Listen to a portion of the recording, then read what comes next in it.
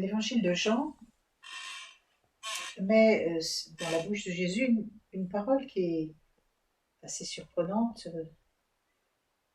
Jésus dit vous ferez de grandes choses et vous en ferez même de plus grandes que moi. Alors oui, effectivement, je pense que on a fait de grandes choses, chacune de nous. On en fait tous les jours et on en fera encore beaucoup. Hein. Mais est-ce que vraiment on en a conscience? Est-ce que vraiment on a conscience de faire de grandes choses? Peut-être pas. Voyons-nous vraiment que nous faisons de grandes choses? Alors je pense que c'est une demande à faire en ce temps de Pentecôte à l'Esprit Saint. On peut lui demander, Esprit Saint, souffle de vie, aide-moi à voir dans ma vie ce qui est grand. Alors si nous avons du mal à voir que nous faisons de grandes choses, c'est sûrement parce que nous avons une conception erronée de la grandeur, conception erronée de ce qui est grand. En fait, la vraie grandeur, ce qui est grand, c'est simplement d'aimer. C'est simplement de faire du bien, de faire du beau, de faire du vrai. Alors, écouter quelqu'un, c'est grand.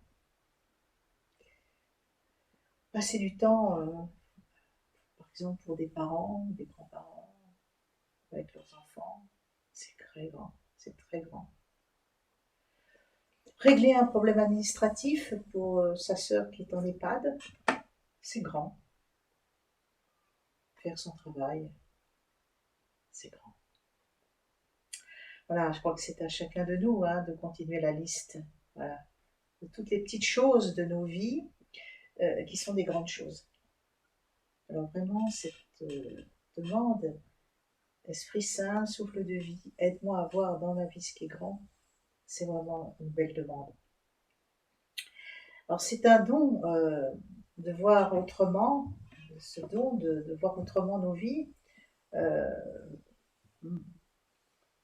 va guérir, je crois, le manque d'estime que nous avons de nous-mêmes. Et ça, c'est aussi une vraie plaie à guérir.